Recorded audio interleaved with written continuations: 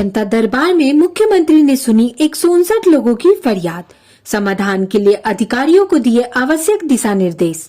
CM ने कहा कि राजनीति में किसी ने अपनी पत्नी बेटे को आगे बढ़ा दिया तो क्या ये समाजवाद है। DN20 पटना। जनता के दरबार में मुख्यमंत्री कार्यक्रम में सीएम नीतीश कुमार ने विभिन्न जिलों से पहुंचे 159 लोगों की समस्याओं को सुना और संबंधित विभागों के अधिकारियों को समाधान के लिए समुचित कार्रवाई के निर्देश दिए। वैशाली की एक महिला ने आंगनबाड़ी सेविका के चयन में अनियमितता के संबंध में शिकायत की तो सुपौल के एक व्यक्ति ने कहा कि उनके शिक्षक पिताजी की मृत्यु 15 वर्ष पहले हो गई थी। इतना लंबा समय गुजर जाने के बावजूद भी अनुकंपा पर किसी की बहाली नहीं हुई है। अरवल से आई एक महिला ने मुख्यमंत्री से फरियाद करते हुए कहा कि वर्ष 2010 में अरवल जिले में पंचायत शिक्षिका के रूप में हमारी नियुक्ति हुई थी, लेकिन वर्ष 2016 में मुझे नौकरी से हटा दिया गया। वहीं मधेपुरा के युवक ने जननायक कर्पूरी ठाकुर चिकित्सा महाविद्यालय अस्पताल में विज्ञापित पदों पर बहाली की प्रक्रिया पूर्ण करने के संबंध में अपनी बात रखी। मधेपुरा के एक छात्र ने मुख्यमंत्री से शिकायत करते हुए कहा कि स्टूडेंट क्रेडिट कार्ड के ऋण भुगतान में बैंक द्वारा समय से पहले तथा अधिक ब्याज दर पर उन्हें ऋण भुगतान करने को कहा गया है। वहीं कटिहार के एक व्यक्ति ने मदरसा कमेटी में व्यापक भ्रष्टाचार की शिकायत करते हुए जांच कराने की मांग की। मुंगेर की एक छात्रा ने मुख्यमंत्री से आग्रह करते हुए कहा कि हमने 2019 में ही स्नातक की परीक्षा पास की, लेकिन आज तक मुझे स्नातक प्रोत्साहन योजना की राशि नहीं मिली है। शेखपुरा की छात्रा ने इंटर प्रोत्साहन योजना की राशि नहीं मिलने की शिकायत की। जनता के दरबार में मुख्यमंत्री कार्यक्रम की समाप्ति के पश्चात मुख्यमंत्री ने पत्रकारों से बातचीत की। प्रधानमंत्री द्वारा मुख्यमंत्री को सच्चा समाजवादी बताए जाने के संबंध में पूछे गए सवाल का जवाब देते हुए मुख्यमंत्री ने कहा कि ये उनकी कृपा है कि उन्होंने ये बात कही। एक बात तो जान लीजिए कि जो लोग राजनीति में अपने परिवार में ही केंद्रित होंगे तो कुछ समय की बात है, एक समय आएगा कि फिर कोई भविष्य नहीं रहेगा। ये आप अच्छी तरह जान लीजिए और शुरू हो गया है कई जगहों से, आप जरा देख लीजिए। इसलिए उसका मतलब नहीं, मतलब है कि राजनीति में जो है और आप पार्टी चलाते हैं तो आपके साथ जिसकी सक्रियता है और उन लोगों के बीच में न चयन होना चाहिए। चयन होगा परिवारवाद का और शुरू से यही करिएगा कि जिनका कोई अनुभव नहीं है, जिनको कोई जानकारी नहीं है, आप सीधे उसको किसी पद पर रख देते हैं और अपने पार्टी के पद पर रख देते हैं। तो वो बात नहीं, बहुत ही सही बात उन्होंने रखी माननीय प्रधानमंत्री। आज जातिगत जनगणना की बात है, उस पर तो हम लोगों की आपस में बातचीत हुई है। थोड़ा बातचीत खाली इन्हीं लोगों को अपने यहाँ डिसाइड करना है, उसके लिए तो हम लोग सब मन बना करके बैठे हुए हैं।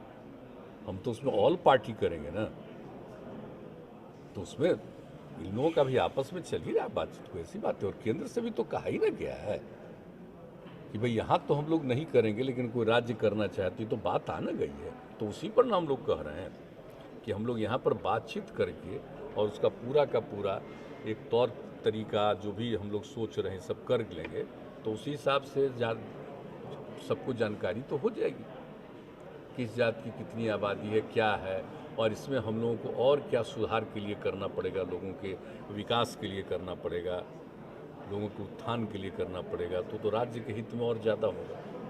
ये किसी भी जाति की उपेक्षा नहीं है, ये सब बात नहीं। तो सब बात तो चला ही है, आपस में बातचीत भी हुई है और सब पार्टी के लोग एक साथ मिल करके गए हैं। तो इसलिए सब ने कौन हमको तो नहीं पता चलता है कि कोई इस तरह की कोई बात बनता है, ऐसी तो कोई बात है नहीं। अब बीच में तो कोरोना हो गया तो हम लोग तो उसी में है। अब तो सब चीज़ हम लोग सब ओपन किए हैं, लेकिन ध्यान तो रखना है ना भाई।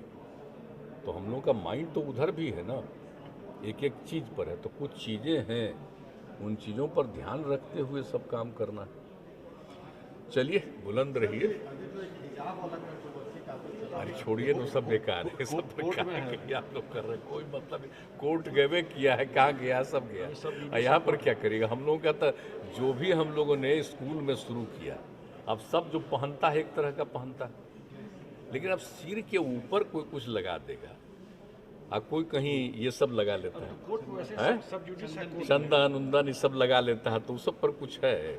इसलिए हम लोगों की नज़र में तो कोई खास बात नहीं। और बिहार में तो कहीं सुनते हैं कोई बात, लेकिन दुनिया देश में या कहीं भी कोई बात होते रहता है, वो एक अलग बात है। तो इसमें हम लोगों की क्या ज़रूरत है? हम लोग तो काम ही में हैं और सब के लिए हम लोग काम करते हैं, सबकी इज्जत करते हैं। कुछ लोगों का अपना अपना तरीका है, तो हम लोग उसमें इंटरफेयर थोड़ी करते हैं। कोई मूर्ति लगाना, कोई कुछ करना, अपने अपने ढंग से पूजा करना, तो सब तो अपना अपना कर्तव्य है, तो उसमें किसी पर कुछ है। इसलिए कुछ चीज़ों पर ध्यान देने की आवश्यकता नहीं है। क्या होता है विशेष राज्य के दर्जा में कि भाई केंद्र की तरफ से 90-10 यानी भी 60-40, कहीं कहीं 50-50, तो 90-10 रहेगा। तो वैसी स्थिति में राज्य सरकार का जो पैसा है वो और विकास के काम में लगेगा और केंद्र का भी लगेगा। तो कुल मिला करके बहुत तेज़ी से ये जो आज जो है उससे आगे बढ़ेगा। तो जैसे ही फिर इलेक्शन आ गया उसका नीति आयोग का, तो हम लोगों ने वो नीति आयोग को ही राज्य सरकार की तरफ से चिट्ठी गई है कि भाई आप ये कह रहे हैं जबकि इतना काम किया गया है और तब ये स्थिति है, तो ये सोचना तो आप ही का काम है। तो हम पहले ही बता चुके हैं, लेकिन कौन क्या बोलते हैं उससे क्या मतलब है भाई? जो बात आ गई तो उसके बारे में कहना हम लोगों का कर्तव्य है, दायित्व है, लेकिन इन सब चीज़ों के बावजूद काम कितना करते रहते हैं बताइए ना। हम लोग सब मिलकर के काम करते हैं, कहीं काम में किसी प्रकार का है? हर क्षेत्र में बताइए। जब हम लोगों को मौका मिला तो क्या स्थिति थी साहब? रोड की क्या स्थिति थी बोलिए?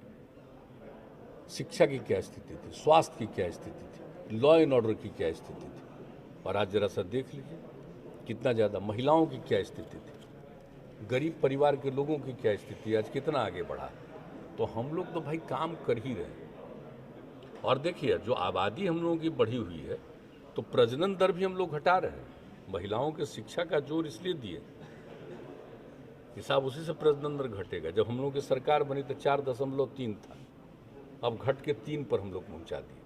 अब यही हाल चलता रहेगा तो हम लोग बहुत जल्दी 5-6 साल तक में हम लोगों को उम्मीद है कि हम लोग भी 2 पर पहुंच जाएंगे। तो हम लोग तो सब काम कर रहे हैं भाई, तो हम लोग तो काम कर ही रहे हैं।